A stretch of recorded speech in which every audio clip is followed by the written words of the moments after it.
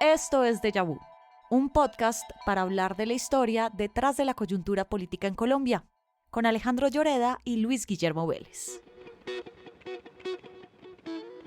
Hoy, de cómo Colombia perdió a Panamá, parte 2. Bienvenidos.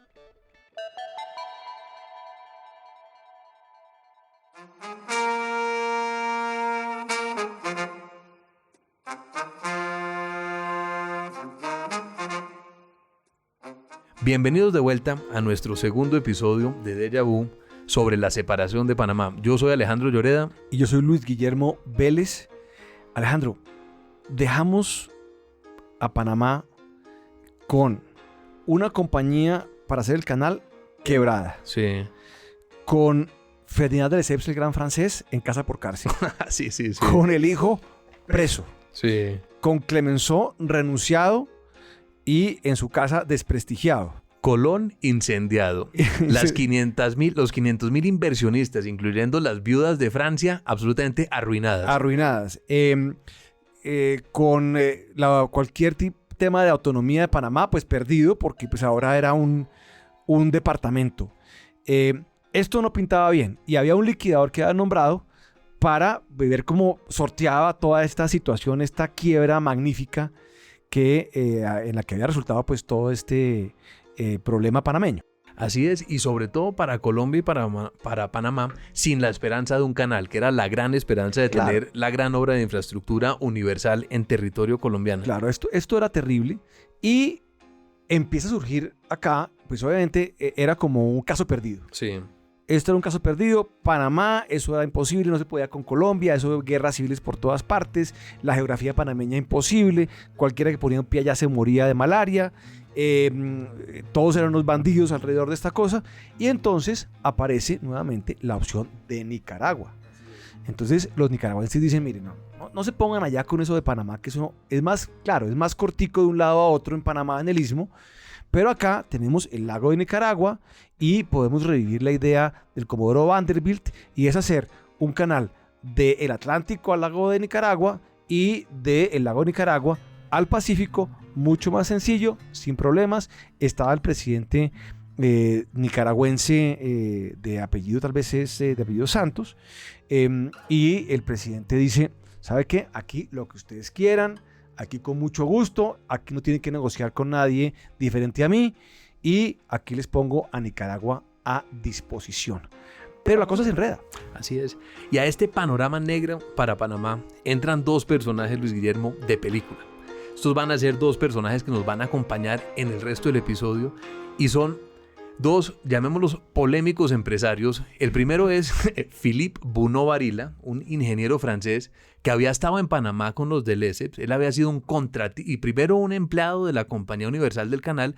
Después se dio cuenta que era más rentable ser contratista de la Compañía Universal del Canal. Eso sí lo descubrió rápido, ¿no? Entonces montó su empresa de excavaciones y Philippe Bunau-Varilla era un francés que se movía muy bien en los campos de la ingeniería y de la política. Y el otro personaje que va a entrar un poco después a la historia es un abogado neoyorquino que se llama William Nelson Cromwell, de una firma que se llama Sullivan y Cromwell, que entiendo que existe todavía hoy en día. Sí, efectivamente existe, es una firma muy importante de Nueva York, fundada por este señor del cual vamos a hablar ahora más adelante. Pero aquí hay un tema que es como la clave para entender lo que va a pasar. Se había nombrado a un liquidador en la Compañía Universal del Canal de Panamá. Y este liquidador hace lo siguiente. Para hacer la liquidación, transfiere los activos que tenía la compañía a una nueva compañía que llama la Compañía Nueva, la Nouvelle Compagnie, la Compañía Nueva del Canal de Panamá. Así es. Y deja los pasivos en la Compañía Vieja, un poco parecido a... Eso es como la quiebra de Pacífico y Rubiales. Exactamente. Sí. Que los inversionistas quedan, es decir, en calzoncillos. Quedan por ahí en un lado y los activos en el otro. En una nueva compañía, sí. Principal activo de la compañía. La concesión del canal. El contrato de concesión. Entonces pasan pulpito. O sea, la carne la pasan a la Compañía Nueva del Canal y el hueso se queda en la compañía vieja con las viudas y con los huérfanos por allá. Sí. Por allá. Tal y cual. aquí queda el contrato y la concesión y el proyecto en cabeza de ¿quiénes? En cabeza de un grupo de personas, De los inversionistas. de los inversionistas nuevos que van a estar conformados o liderados por su amigo Philippe Bunau Varilla, por Napoleón Bonaparte Weiss, Así es. obviamente. Y aquí entra un personaje, pues el personaje que usted ya mencionó, que es William Nelson Cromwell. William Nelson Cromwell. Lo describe Lemaitre, Luis Guillermo, y aquí abro comillas, como un abogado con una simpatía personal, inteligencia sutil, experiencia profesional recursiva y formidable poder de intriga. Le decían el gancho, ¿no? Esto puede ser Néstor Humberto Martínez o William Cromwell, pero entonces este va a ser el abogado neoyorquino que comienza a también introducir a los inversionistas americanos a la Compañía Nouvelle del Canal. Claro. Y entonces usted lee los inversionistas que entran a ser los socios, a comprar Sí. las acciones de la Compañía Nueva del Canal. Y usted básicamente lo que acaba viendo es un listado de quién Es un quién. who's who del Guilty Age de Nueva York. Exactamente. Es JP Morgan, todos los varones de ferrocarril. todos, o sea, aquí no, o sea, es un sindicato de ricos. Es como que Mark Zuckerberg, Elon Musk, Bill Gates, todos se metieran a una compañía. Así es. O sea, estos son los cacaos de Nueva York de ese momento y Cromwell les vende la idea de que esto es un gran negocio y acaba siendo un gran negocio. Termina siendo un gran negocio, pero eso no está garantizado en ese momento, porque Estados Unidos estaba inclinada por Nicaragua. Y en el Senado americano, la opción de Nicaragua tenía la ventaja sobre la de Panamá. ¿Por qué? Porque Panamá era un escándalo, eso era una quiebra, se habían quebrado los franceses, eso era básicamente un sinónimo de escándalo, de corrupción, y los americanos no querían tocar a Panamá, como dicen los gringos, con un 10-foot pole. Sí, exactamente. Entonces, los nicaragüenses habían hecho muy buenas mellas allá. Le habían ofrecido una concesión muy generosa a Estados Unidos. Claro, o sea, los gringos decían, queremos tal cosa, bienvenido, lo que usted necesite, con mucho gusto. El dictador nicaragüense estaba ahí dispuesto a firmar cualquier cosa, no había ningún problema. El clima de Nicaragua probablemente era inclusive hasta más... Era más sano. Era más sano que Sí, el de... no era tan selvático como Panamá. El de Panamá. En fin, esto pintaba que eso era por allá. Cualquier persona sensata, pues después de semejante locura en Panamá hubiera pensado eso. Pero el señor Cromwell y sus compinches habían comprado las acciones de la Compañía Nueva del Canal por $10 millones y querían tener un retorno de inversión. Con la compra de los activos entra también un activo muy importante que es el ferrocarril. O sea, no solamente el contrato de concesión, sino también el ferrocarril. La Compañía Universal había comprado el ferrocarril antes para poder movilizar tanto gente como carga y equipos en la zona del ferrocarril. Entonces, el ferrocarril ya hacía parte de los activos de la compañía inicial. Entonces la compañía nueva se queda con, como habíamos dicho, con la carne, el hueso va para otro lado, pero la carne era la concesión y el ferrocarril. Entonces Cromwell acaba controlando el ferrocarril. Esto va a ser muy importante para lo que viene después. Hablemos un momento, Luis Guillermo, del tema del contrato de concesión. Entonces, la concesión vencía inicialmente en 1894, que es el año en que forman la Compañía Nouvelle del Canal. En ese año, 1894, la Compañía Nouvelle logra una prórroga de la concesión por 10 años hasta 1904. Ese era su mayor activo. Esto ya es Cromwell controlando la compañía. Y se vencía la concesión en 1904.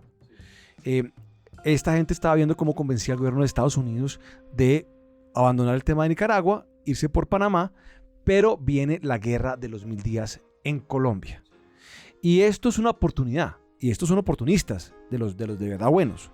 Entonces se dan cuenta que Colombia necesita buenos oportunistas, no que sean buenas personas. Y Colombia se da cuenta que necesita los recursos. Entonces aparece otra vez Napoleón Bonaparte Weiss y viene acá y dice, ¿saben qué? ¿Por qué no hacemos una nueva prórroga que se hubiera vencido en 1904 la concesión, iría hasta 1910 y le entregamos al gobierno de Colombia $1 millón por hacer esta prórroga? que era lo que en ese momento San Clemente necesitaba en medio de la guerra de los 1000 días Claro, para comprar armas y pertrechos. para la guerra. El negocio que querían hacer Cromwell y los inversionistas americanos, Luis Guillermo, era el siguiente, era comprar los activos de la compañía Nouvelle que lo compraron por $10 millones y se lo ofrecieron al gobierno americano por $100 millones. Suena bien, ¿no? Esto es, ¿no? Para que uno vaya midiendo el tamaño de empresarios con que estábamos lidiando. Claro. En el gobierno americano les dijo, mire, de JP Morgan no se puede esperar menos, ¿no?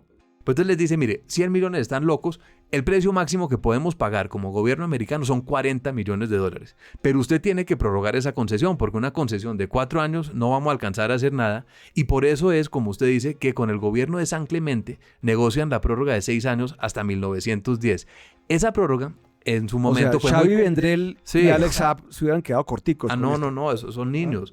Pero entonces en ese momento el gobierno de San Clemente prorroga la concesión, pero esa prórroga fue muy cuestionada. San Clemente, acuérdese, San Clemente tenía un ministro que le decían el pájaro carpintero porque picaban todos los contratos. Exactamente, ese era el ministro de gobierno, un costeño, barranquillero, de nombre Rafael María Palacio. Yo pensé que iba a decir Armando Benedetti. Pero entonces, cuando usted tiene un ministro que se llama, que le dicen el pájaro carpintero, el presidente tiene 90 años y gobierna desde Villeta, y usted firma las prórrogas con un sello de caucho, pues en ese momento...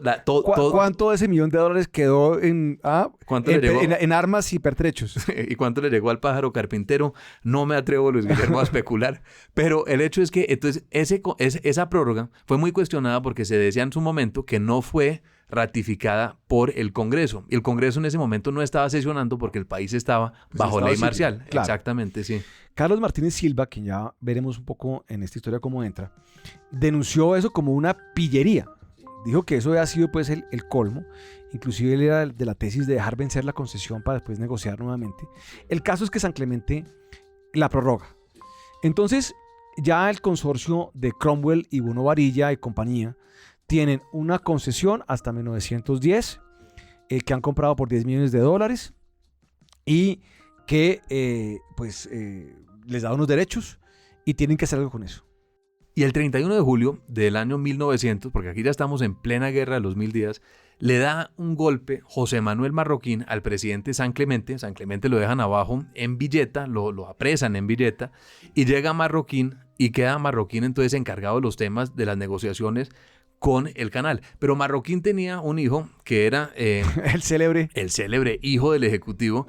Vargas Vila decía a Marroquín, Luis Guillermo, que había escrito unos libros que no se vendían, que tenía unos libros que no se vendían y un hijo que se vendía mucho. Exactamente, y que acaba construyendo un castillo escocés, sí, pues en la entrada de Chía, ¿no? Es como si Nicolás Petro construyera un castillo en Puerto Colombia. Sí, que creo que lo construyó además. Sí. Pues entonces, en este momento, ya estamos en el gobierno de Marroquín después del 31 de julio, ¿sí? Y ya la negociación ya no es con Francia, ya toda esta opereta se trasladó fue a Washington.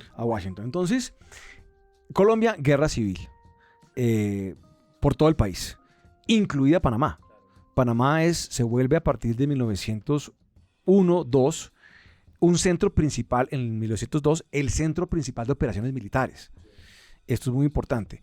La guerra de los 1000 días, y también es otro de esos mitos de la independencia panameña, es que los colombianos siempre vivían en guerra. No. Las guerras en Panamá eran peleadas por los panameños.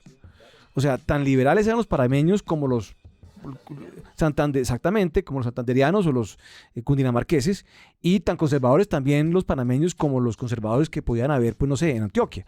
Entonces, eran unas guerras donde, claro, nacionales, pero que se peleaban en Panamá por causas nacionales y en territorio de Panamá. Entonces, bueno, Panamá, digamos, centro principal de operaciones, y el presidente Santos Zelaya de Nicaragua haciendo lobby intenso en Washington. Tenía un sponsor importante que era un senador de apellido Morgan, que empujaba con todo el tema de Nicaragua. El Congreso de los Estados Unidos decide en algún momento hacer un estudio. Hagamos un estudio, entonces mandan aquí tal vez es una comisión de la Armada de Estados Unidos para que hagan un estudio y digan, bueno, este canal por dónde se va a hacer, si es por Panamá, si es por el istmo de Tehuantepec en México, o si va a ser por Nicaragua. Y la recomendación, adivine cuál es. Panamá. No, señor. La recomendación es hacer el canal por Nicaragua, porque era para ellos lo obvio. Entonces aquí comienza una operación de lobby, Luis Guillermo. De contralobby, digamos. De contralobby para los libros. Entonces, sí, el abogado... Esto sí es raramente, o sea, esto es realmente de lo más impresionante. Entonces, el abogado Cromwell, el Néstor Humberto de Washington del momento, comienza a hacer lobby para tratar de voltear la ruta del canal de Nicaragua a Panamá. Ojo, Alejandro, el informe presenta que es por Nicaragua. Sí. El informe se somete al Congreso de los Estados Unidos. Sí. ¿Y sabe qué dice el Congreso de los Estados Unidos? Que es por Nicaragua. Sí. O sea, esto es una decisión tomada. Tomada. Y eso quiere decir que los inversionistas que habían gastado $10 millones comprando una concesión se iban a quedar viendo un chispero. Claro, pero JP Morgan y el señor Cromwell pues no son de los que se quedan quietos. No. Entonces comienza una operación de lobby en el Senado en Washington para los libros y en ese momento, en 1902, un volcán en Martinica explota, sepultando al pueblo y matando a 20,000 personas. Todo el mundo estaba pensando en volcanes, en desastres naturales en ese momento. Y Philip Bunau Varila, que se había trasladado en ese socio momento, de Cromwell ya. Socio de Cromwell, él era un acreedor de la Compañía Nouvelle porque le debían un pocotón de plata. Él tenía todo su patrimonio comprometido en las deudas que la Compañía Nouvelle tenía con su empresa de excavaciones y él ya se había trasladado a Washington a hacer lobby para tratar de llevar la ruta a Panamá. Y en ese momento se le ocurre lo siguiente, Luis Guillermo, se le ocurre que en la estampilla oficial de Nicaragua había un volcán, el volcán Momotombo. Sí, señor. Y entonces, en ese momento, todo el mundo estaba pensando pues, en la explosión del volcán en Martinica y comienza entonces Philip Bunau Varila a comprar todas las estampillas de Nicaragua con el volcán que encuentra en Washington, en Nueva York, y a mandarles una carta, un memorando a los senadores con la imagen del volcán diciendo, piénsenlo muy bien, porque si ustedes construyen un canal por Nicaragua bajo un volcán, corren el riesgo de que en cualquier momento una explosión, una erupción volcánica sepulte el canal nicaragüense. Claro.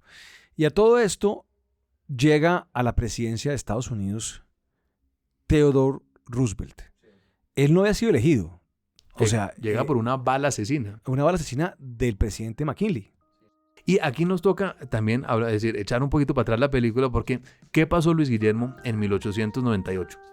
Es la guerra de Estados Unidos y España. Y entonces en la guerra, ya Estados Unidos está en mood imperial. En mood imperial. Es un imperio un poco vergonzante porque... Pues es democrático, está basado en los principios de la libertad. Claro, y siempre hubo una gran oposición en Estados Unidos a este tipo de aventuras imperiales. Esto claro. no había un consenso como podía haber en la Inglaterra de... El imperialismo era para los europeos, ¿no? Para los europeos. Sí.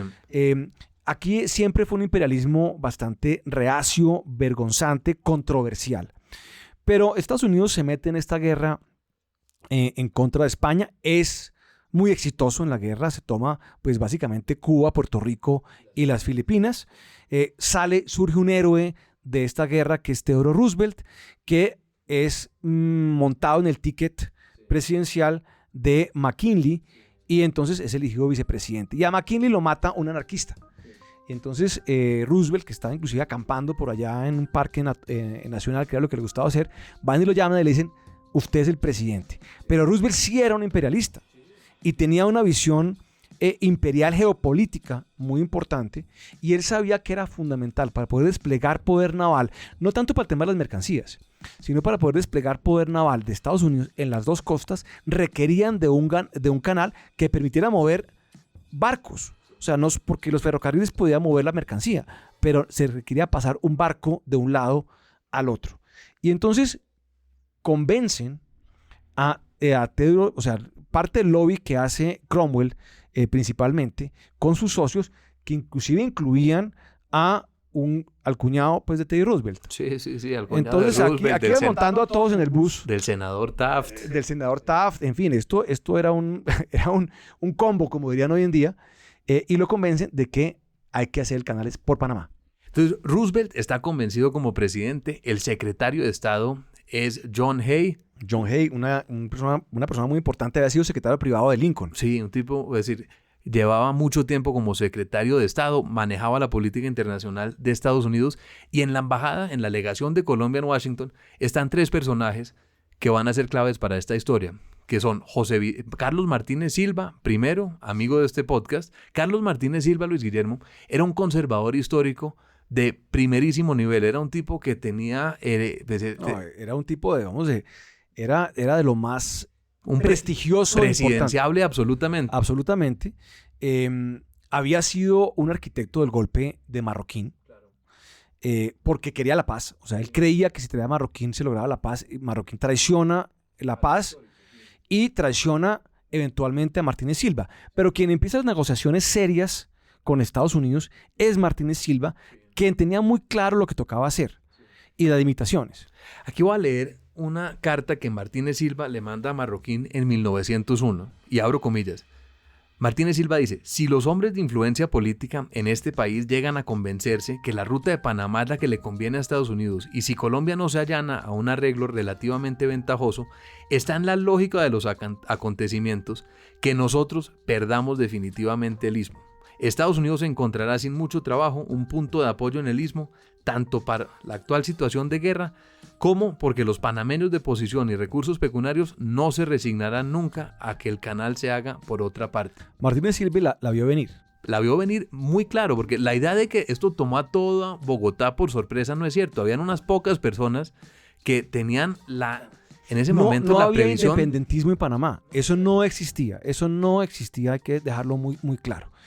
Pero advertía Martínez Silva, si esto no sale como queremos, sí se va a generar un tema de independencia, porque esto es demasiado importante para la gente que vive en Panamá, y tenía toda la razón.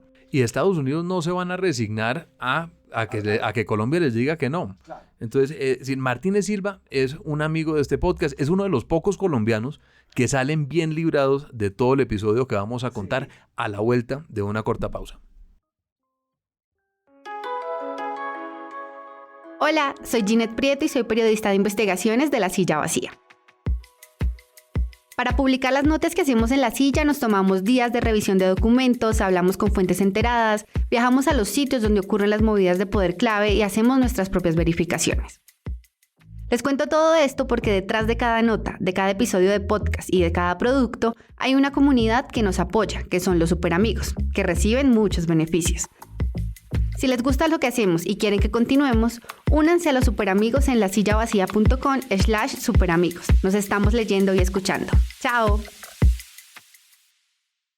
Volvemos entonces, Luis Guillermo, y estamos en Washington en 1901. Y en este momento, Carlos Martínez Silva, embajador de Colombia en Washington, está negociando un tratado con el secretario de Estado Hay, y los temas fundamentales para negociar son básicamente 3. Uno es la soberanía que exige Estados Unidos sobre una zona del canal. 2, la compensación que se le va a dar a Colombia, tanto como una cifra de efectivo con la firma del tratado y las anualidades que pagaría la concesión. Y 3, el tamaño de la franja. Así es. Y Martínez Silva avanza con dificultades. Estados Unidos está muy fijado en todo esto. En lo que usted acaba de comentar, digamos, de una posición bastante intransigente en materia de soberanía. Colombia pide $40 millones por la concesión. Estados Unidos ofrece $10 millones. Las anualidades pues van cambiando. Y el tema de la franja pues siempre es una exigencia de Estados Unidos, con razón además, porque pues obviamente estábamos en medio de la guerra de los 1000 días que se peleaba precisamente en Panamá. Pero Martínez Silva lo vota Marroquín. Marroquín lo vota y nombra a un político que se llama José Vicente Concha. Lo nombra como embajador en Washington para retomar las negociaciones del tratado. Y lo que usted menciona, comienzan a llegar a un acuerdo. Colombia pide 40, Estados Unidos ofrece 10. Llegan finalmente a una cifra de $25 millones. 20, perdón, tiene razón. Y una anualidad de $250,000. Llegan a un acuerdo donde la jurisdicción es compartida en el área del canal, quiere decir que hay unos tribunales mixtos colomboamericanos, y a una franja que queda negociada en 5 kilómetros al lado y lado del canal. De lado y lado, y la posibilidad, como ya venía del Tratado Mayarino-Bitlack, de desembarcar y cuidar la zona. Esto es una concesión, perdón, se me olvidó, es 100 años, queda negociado por 100 años prorrogable. Exactamente. Prorrogable a capricho de Estados Unidos. O sea, Pues 100 años prorrogable, lo mismo que perpetuo. Exactamente, casi que lo mismo. Pero el punto fundamental es el tema de la soberanía y ahí se negocia unas palabras que pueden ser ambiguas y que Colombia podría eventualmente decir que tenía ciertas, o sea, que conservar la soberanía sobre el canal, o sea, sobre el territorio del canal, así por lo menos existieran unos tribunales norteamericanos mixtos. Pero José Vicente Concha en ese momento está pensando en las elecciones. Él quiere ser presidente y negocia el tratado, pero cuando se da cuenta que esto cae muy mal en Colombia porque lo considera una cesión de soberanía, él dice, yo no le pongo se renuncia, él dice, yo no le pongo mi firma a ese tratado, me mueren en las elecciones y dejan encargado al segundo, a que era el segundo de la alegación, que es Tomás Herrán. Tomás Herrán era un tipo muy competente. O sea, Martínez Silva, un tipo muy competente. Tomás Herrán, un tipo competente. Se había criado en Washington. Era el hijo de Pedro Alcántara Herrán. Era competente, era serio. Lo respetaban en Estados Unidos. Los testimonios que hay de Hay. Hay decía que los colombianos eran como ardillas encima de las piernas, que eran súper resbalosos. Que le cambiaban todos los días las cambiaban condiciones. todos los días las condiciones. Pero Herrán es un tipo que respetan. Pero Estados Unidos no se iba a mover.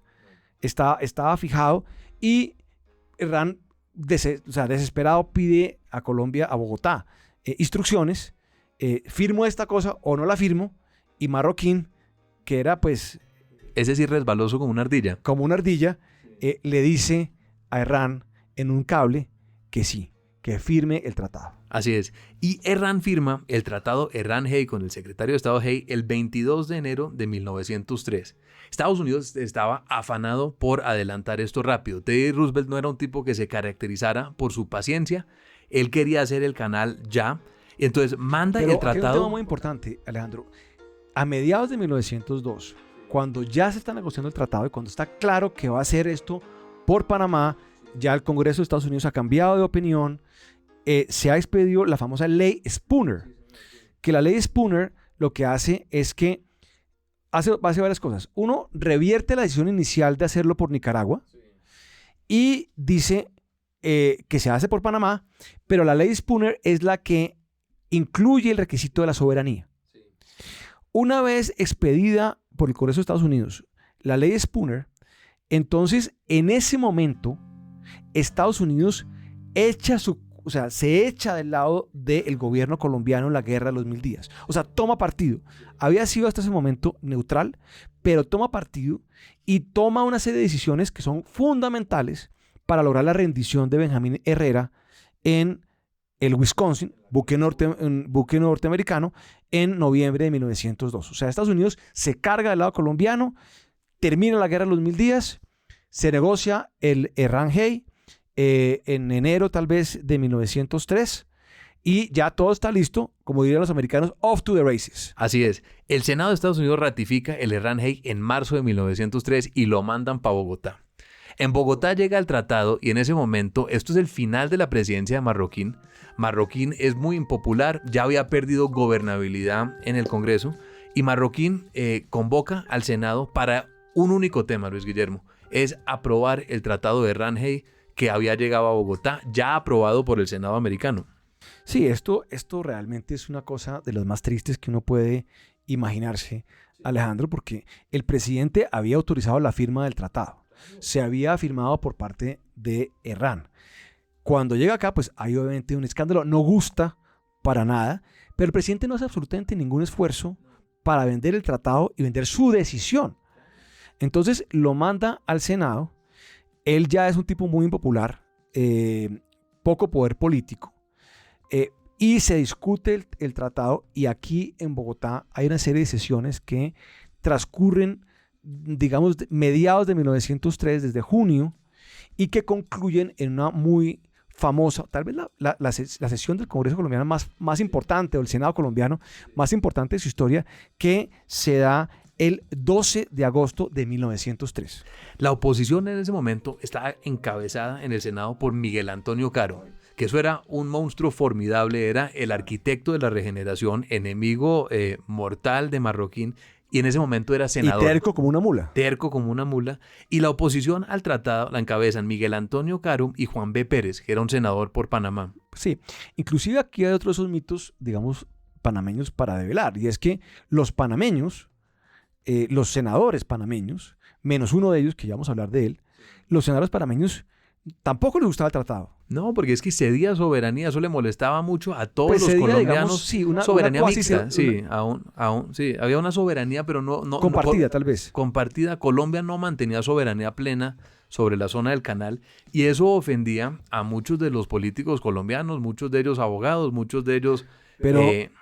Pero Caro no entendía lo que estaba pasando. O sea, Estados Unidos estaba en plena expansión imperial. O sea, estaba peleando la guerra de los Boers en Sudáfrica, estaba el Kaiser invadiendo islas en el Pacífico, los europeos y los ingleses y los franceses estaban repartiéndose el África.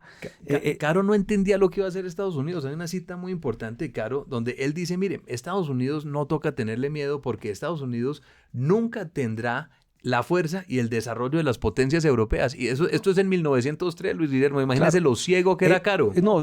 Caro estaba... esto lo dice en la intervención que hace para hundir el tratado el 12 de agosto de 1903. O sea, eso le da a usted una idea. O sea, Caro sabía mucho sobre Ovidio, sobre literatura latina, gramática. El participio. Tema muy importante. Participio, exactamente. Escolástica española, pero no tenía absolutamente ni idea de la geopolítica de su momento. O sea, totalmente desconectado a 2.600 metros más cerca de las estrellas y no sabía lo que estaba pasando y en qué terreno se estaba metiendo cuando deciden en esa tarde del 12 de agosto negar el tratado. Un senador panameño de nombre José Domingo de Ovaldía, pues muy convenientemente se va al baño, como Gidis, y se va al baño, no vota, es el único voto que no se registra. Sí, el resto es unánime en contra del tratado. Pero había un senador que ha debido haber votado a favor, que era el hijo del ejecutivo. Lorenzo Marroquín era senador. Entonces uno se pregunta, pero ¿cómo es esta cosa? O sea, ¿cómo es? O sea, ni siquiera el hijo del presidente vota a favor del tratado cuando el ministro de Relaciones Exteriores había hecho una defensa relativamente seria del tratado. El era como ministro de gobierno, que era el joven Esteban Jaramillo. Claro, entonces uno no entiende lo que estaba pasando acá y hay una hipótesis que yo comparto y es que aquí Marroquín, que es muy característico de él, estaba haciendo un doble juego. Estaba negociando a lo cachaco y lo que quería era ir por más plata.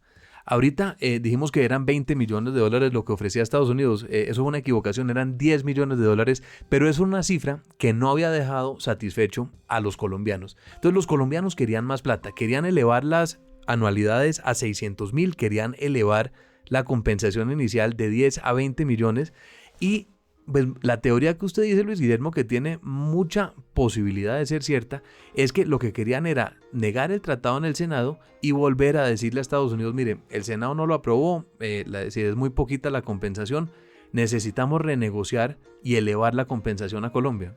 Sí, entonces yo creo que eso fue, como usted lo dice, una cachacada. Una cachacada de Marroquín donde no midió a su oponente. Y no tenía cómo medirlo porque un tipo, pues, igual que Caro, aquí en la sabana de Bogotá, el caso del presidente en Yerbabuena, o estaba aquí en Bogotá en ese momento, quién sabe. O devolver un avión de migrantes a las 3:40 de la mañana. Lo mismo, o sea, es lo mismo, es Petro desde Coveñas tuiteando en contra de Trump en plan imperial. Y entonces, pues, Roosevelt, cuando le avisan que el Senado colombiano niega el tratado, pues aquí empiezan estos señores Cromwell y compañía y Bueno Bobadilla a activar el plan B, Alejandro. Y el plan B es la independencia de Panamá. Así es, así es. Hasta ese momento, las élites panameñas no habían pensado en independencia. Es decir, Seriamente no lo habían pensado. Las élites panameñas, los políticos panameños, habían pensado...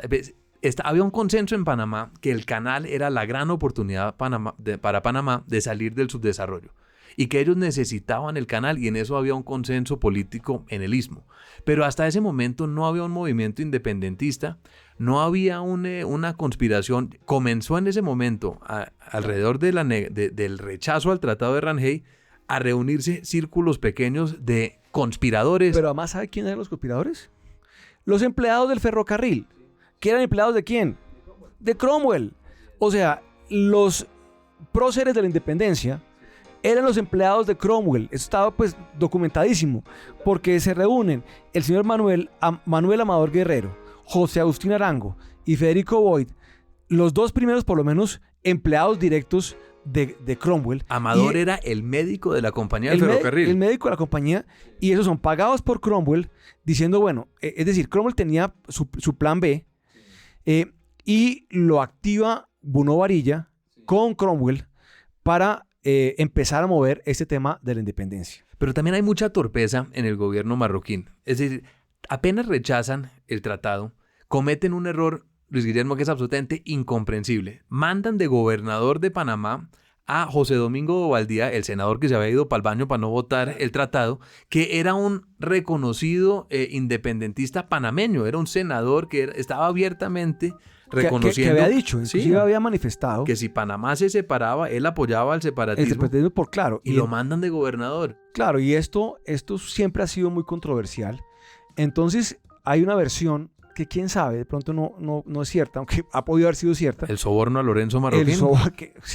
Que no era el primero, ¿no? No, pues no era el primero. Marroquín, el hijo del ejecutivo, Lorenzo Marroquín, tenía una fama negra de comisionar en uniformes para el ejército durante la guerra, en negociar concesiones de aguardiente con Pepe Sierra. Y transporte de mercancías en los barcos oficiales. Pues tanto así pues que construyó un castillo. Pero entonces, no se sabe si esto fue por un soborno de alguna gente de Cromwell o porque estaban pensando era en las elecciones del año entrante y querían... lo más posible, probablemente. Ellos querían una ficha de ellos, de los Marroquín, en la gobernación de Panamá para impulsar la candidatura de Rafael Reyes en 1904. Entonces es incomprensible, pero mandan de gobernador a José Domingo Bobaldía. Entonces se lo ponen de papaya. Entonces están los empleados de Cromwell en un pequeño grupo conspirativo. Manuel Amador Guerrero agarra un barco y se va a Nueva York a recibir instrucciones. Cromwell, que es un jodidazo, agarra un barco y se va para París. Sí. se lava las manos. Lo que llaman los abogados americanos plausible deniability. Dice, esto no es, o sea, porque Cromwell le tenía miedo, o sea, tampoco creía Cromwell en esto, que decía, si esta cosa falla, perdemos el ferrocarril, perdemos la concesión. Sí. Y pierdo todo. Entonces, ¿sabe qué? Yo me voy para allá y si esta vaina falla, yo puedo decir que esto pues no fue conmigo. Y está la famosa habitación en el Waldorf Astoria. La habitación 1162 puede llamarse, Luis Guillermo, la cuna de la independencia panameña, porque desde ahí despachaba Philippe Bruno Varilla, que en este momento estaba reuniéndose con todos estos conspiretas, con Amador en Nueva York, con Cromwell, con varios de los agentes, con Arango, y desde allá se fraguó la independencia. Vamos un momento entonces, Luis Guillermo, a Panamá. ¿Qué fuerzas tenía Colombia en el Istmo? Bueno, tenía unas fuerzas, tenía el batallón Colombia, que era históricamente el batallón que cuidaba el Istmo. Tenía fuerzas importantes porque pues acababa de desmontar una fuerza importante de la Guerra de los Mil Días, obviamente. Que eran más o menos 500 hombres. Unos 500 hombres. Tenía unos barquitos en ambas costas, Atlántico y Pacífico, y estaban al mando de un general, el general Esteban Huertas, el Mocho Huertas, un general boyacense de 31 años. El Mocho Huertas no es amigo de este podcast. No, para nada. El Mocho Huertas era un general muy joven, estaba molesto con el gobierno central porque no le pagaban los sueldos. Claro, era un hijo de los cuarteles. O sea, había entrado al ejército a los 9 años. Era muy probablemente el hijo de una soldadera o de una Juana, como se llamaban. Y pues, digamos, había tenido un desempeño más o menos decoroso en la Guerra de los Mil Días, pero estaba encargado de todo este batallón y pues su lealtad no era tanto a la República de Colombia, sino más bien a La Plata. Y Marroquín entonces manda un destacamento militar para reforzar el batallón Colombia y encarga al general Juan B. Tovar. Pero estamos todavía en tal vez septiembre, octubre, cuando ya los rumores del malestar en Panamá estaban creciendo. O sea, tenemos a Amador Guerrero en Nueva York con Bruno Varilla conspirando. ¿Qué vamos a hacer? El gobierno de Estados Unidos activando el plan B, diciendo, bueno, si estos colombianos allá no quieren nada, vamos a independizar a Panamá. Pero de todas maneras no era fácil para Roosevelt hacer esto, porque había resistencia muy grande de otra aventura imperial. Claro, y en ese momento también los demócratas en el Senado, que era una oposición feroz a Roosevelt, no iban a apoyar Venían elecciones el año entrante. Para Roosevelt era muy riesgoso apoyar un golpe, una intervención militar descarada. Que fuera a fallar, además. Y que fracase. Entonces había reticencia. Amador Guerrero inclusive lo dejan esperando en el lobby del Waldorf Astoria durante horas. En fin, nadie les para como muchas bolas. Son como vergonzantes realmente estos conspiradores panameños. Pero ahí se va montando esta conspiración poco a poco. A final de septiembre, entonces, Marroquín manda a un destacamento a Panamá bajo el general Juan B. Tovar, que era un general distinguido. Y lo manda de urgencia. Lo manda de urgencia. Le dice, desplácese inmediatamente mi general para Panamá para reforzar el batallón Colombia y tome usted el mando militar del Istmo. ¿Cuánto se demora Tovar en llegar a Panamá? Pues Tovar no se afana mucho. Entonces Tovar se demora casi 40 días. Para en Ocaña, donde su mujer iba a tener un hijo. Para en Ocaña una semana para acompañar pues, el parto de su esposa. Y bueno, llega después a Barranquilla, manda al buque, al crucero Cartagena, que lo tenía que llevar a él a Panamá, lo manda a buscar unos contrabandistas a La Guajira. No, esto es una incompetencia. Una incompetencia total, es una cadena de errores. Cuando usted mira esto de la independencia de Panamá, Alejandro, usted se da cuenta que esto, como le habíamos dicho en el podcast tal vez de la Guerra de los 1000 días, es una cadena de errores uno tras otro, tras otro, tras otro.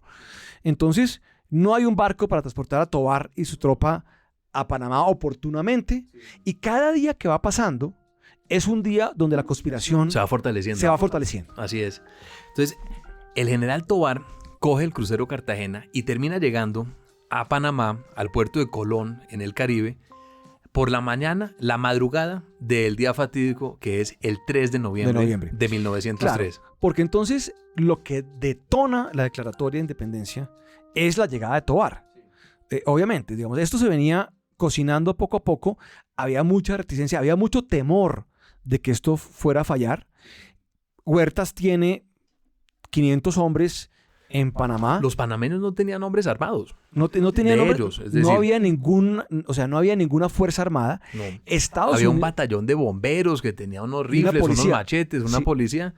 Pero no era una fuerza militar capaz de enfrentarse al batallón Colombia o a la fuerza militar enviada y por Estados Tovar. Unidos había mandado efectivamente una cañonera y la había fondeado, tal vez, yo no sé muy bien si era en la bahía de Panamá o en Colón.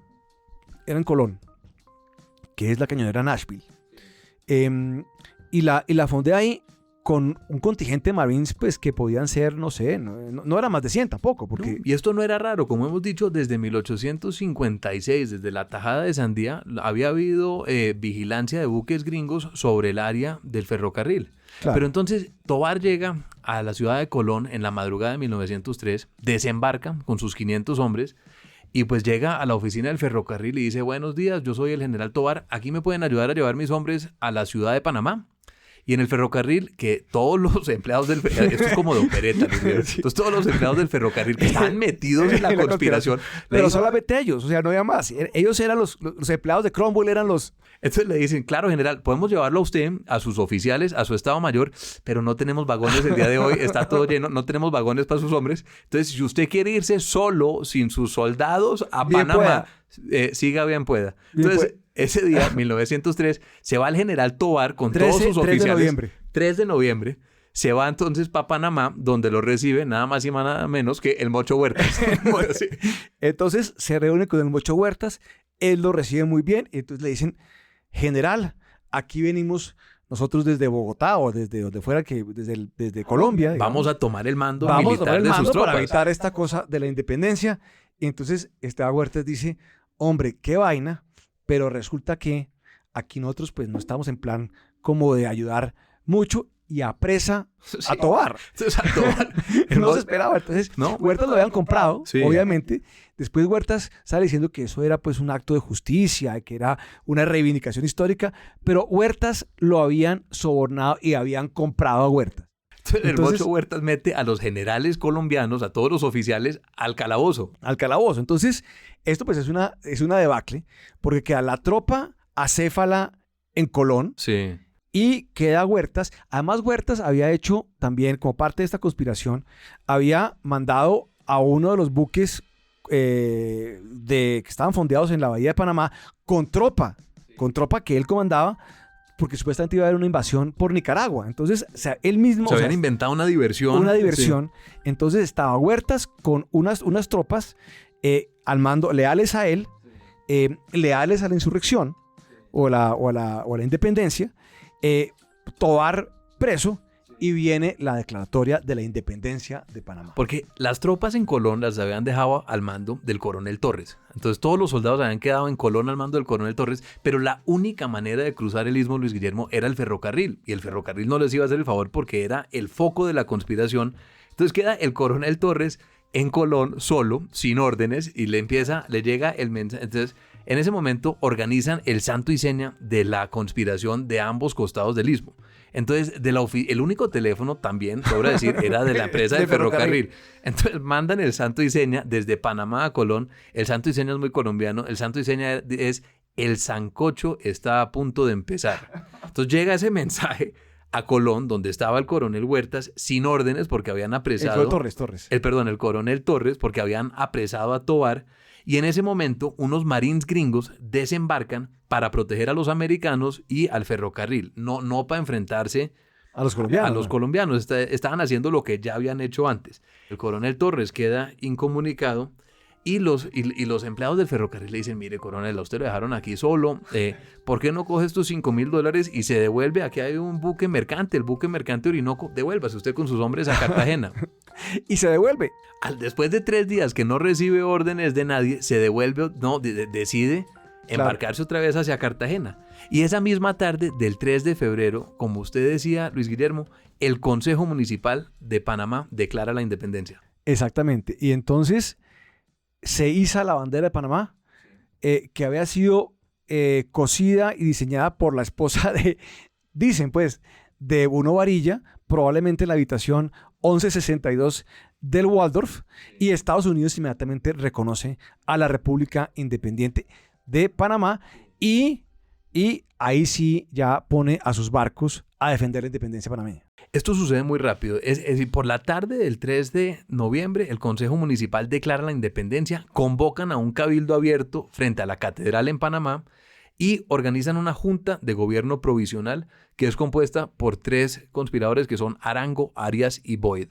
El reconocimiento americano llega el 6 de noviembre, 3 días después, Luis Guillermo. Estaban ya avisados. Está todo listo. Está todo cocinado. Cromwell se devuelve de París y adivina quién nombran de canciller. Yo pensaría que canciller o de delegado especial. De enviado plenipotenciario. Yo pensaría que es el huésped de la habitación 1162 del Waldorf Astoria, el señor Philippe Bunau Varilla. O sea, la República Independiente de Panamá, el señor Guerrero, Arango y Boyd designan a Bunau Varilla para que represente los mejores intereses de Panamá en la negociación con Estados Unidos. ¿Y qué pasa? Pues firman un tratado muy rápidamente. ¿Sí? Un tratado muy rápidamente que es absolutamente leonino en contra de Panamá. Mucho más de lo que había sido el tratado negociado por Carlos Martínez, por Concha y por Herrán. Claro, ellos no habían tenido mucha capacidad de maniobra, pero básicamente Bunau Varilla entrega todo. Y entrega la soberanía. Soberanía plena. Plena. O sea, le entrega, creo que son tal vez 5 millas y 5 millas de cada lado, o 10 y 10 millas de cada lado, no sé muy bien cuánto sea, pero una franja mucho más grande que la que se había negociado inicialmente, pero soberanía plena a perpetuidad, o sea, para el resto de los días a los Estados Unidos. Y esto va Bunau Varilla y lo firma, y se firma el tratado Bunau Varilla-Hay, que es aprobado por el Congreso de Estados Unidos y también por, me imagino yo, el Congreso de Panamá o por las autoridades de Panamá. ¿Qué pasa mientras tanto en Bogotá? Pues, Luis Guillermo, para continuar con el sainete, no había cable telegráfico en ese momento, se había caído, como diría Francia Márquez, el correo rebotó. Entonces, en Bogotá no saben nada de esto. Entonces, el 3 de noviembre, que está sucediendo todo esto en Panamá, es decir, la independencia del Consejo Municipal, el traslado del general Tovar, el apresamiento del general Tovar, Marroquín está leyendo una novela plácidamente en el Palacio de Nariño, no tienen ni idea de que está sucediendo esto. La noticia de esto llega 3 días después, el 6 de noviembre a Bogotá. No, y es un shock, sí. Es un drama, no saben qué hacer y pues básicamente lo que acaba ocurriendo es que hay una resignación sobre los hechos. O sea, se intentan algunos expediciones, tal vez Rafael Reyes intenta una expedición que no llega muy lejos, pocas semanas después, pero ya está el hecho cumplido, está el reconocimiento americano del 6 de noviembre es lo más importante. Claro, y los barcos norteamericanos, pues evitando ahí cualquier tipo de violación de la independencia recién reconocida panameña. Y el presidente marroquín acaba su mandato y tiene una frase pues muy lapidaria que dice que lo hizo muy bien porque recibió un país y entregó 2. Pero lo que usted menciona, Luis Guillermo, es muy cierto. La separación era lejos de ser inevitable y no es difícil pensar en varios contrafactuales en que Colombia no hubiera perdido a Panamá. Y como este es un podcast de historiadores irresponsables, podemos mencionar varios de ellos. Pues, por ejemplo, cantidades. Es decir, si el Senado colombiano no rechaza el tratado de Ranjay, si Marroquín le mete la ficha, si Marroquín logra la aprobación del tratado, no hubiera habido separación de Panamá. Nunca, porque el que hubiera protegido la soberanía colombiana sobre Panamá pues eran los gringos. Entonces nunca hubiera habido separación. Si el Mocho Huertas no se vende. Mire, si Tobar llega cuando debe haber llegado 15 días antes. 15 días antes, no hay separación porque los marines no hubieran desembarcado y hubieran fusilado probablemente a Amador Guerrero y compañía. Si Huertas no se voltea, pues cuando llega a Tobar está la guarnición de Panamá, es cuestión de ponerla a marchar hacia Colón y los gringos tampoco hubieran intervenido. Si Marroquín no hubiera sido tan incompetente y no nombra a Ovaldía, que es un gobernador separatista como gobernador de Panamá, y nombra de pronto a Rafael Reyes o a otra persona que hubiera tenido más firmeza para detectar la conspiración, tampoco hubiera sucedido. A cualquiera de los senadores que había en Bogotá, panameños, que no hubiera sido el mismo Ovaldía, a otro. Entonces, a Soto, por ejemplo, tampoco hubiera habido porque quedó totalmente, el Estado colombiano quedó acéfalo con todo apresado, con Huertas volteado y con Ovaldía del lado de la independencia, pues ya estaba todo consumado. O sea, no había nadie que diera alguna orden. Entonces fue una secuencia, como decíamos, de hechos muy improbables todos que llevan a la separación de Panamá. Que es una separación pacífica en el sentido que no hay muertos, es decir, no habían tropas panameñas. El único muerto de la jornada del 3 de noviembre, Luis Guillermo, ¿sabe quién fue? ¿Quién? Fue un ciudadano chino que se llamaba Wong Kong-yi, que le cayó un balazo encima de un buque colombiano que estaba en la bahía de Panamá, el único muerto del día. Que soltó unos disparos ahí como para no dejar, pues. Sí, soltó 3 disparos y le cayeron al pobre ciudadano chino encima. Y bueno, los panameños se precian bastante de esa independencia no sangrienta. Y aquí tampoco, Alejandro, la idea de montarse, digamos, en el cuento chauvinista colombiano, insistiendo en que fue un arrebato, o sea, que nos arrebataron Panamá, o sea, el tema del Aituc Panamá, y buscar, digamos, reivindicaciones de un país que es un país hermano, que es un país que tenemos unas excelentes relaciones, que nos quiere además, nos respeta relativamente, diría yo. No es volver sobre eso, sino es un poco conocer cómo fue esta historia, ¿no? Sí, Luis Guillermo, y aquí nos toca, yo creo que llegar al fin de nuestro relato, porque nuestro productor en la silla vacía, Fernando, al igual que Teodoro Roosevelt, habla pasito, pero carga un garrote grande. Y creo que nos hemos excedido muchísimo en el tiempo de la silla vacía de Fernando y también de los oyentes. Y tenemos el bonus track. Entonces vamos a hablar, Luis Guillermo, con un invitado de lujo, con Jorge Ritter, ex canciller de Panamá, ex ministro de Asuntos del Canal de Panamá, para un tercer capítulo que contemple es la mirada panameña de la historia. ¿Qué pasó en Panamá después de la independencia? ¿Cómo se construyó el canal? ¿Cómo fueron las relaciones con Estados Unidos? ¿Y cómo fue la negociación del tratado Torrijos-Carter para devolverle el canal a Panamá?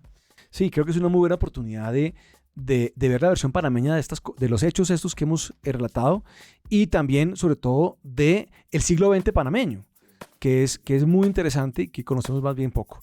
Muchas gracias. Nos vemos en un próximo episodio.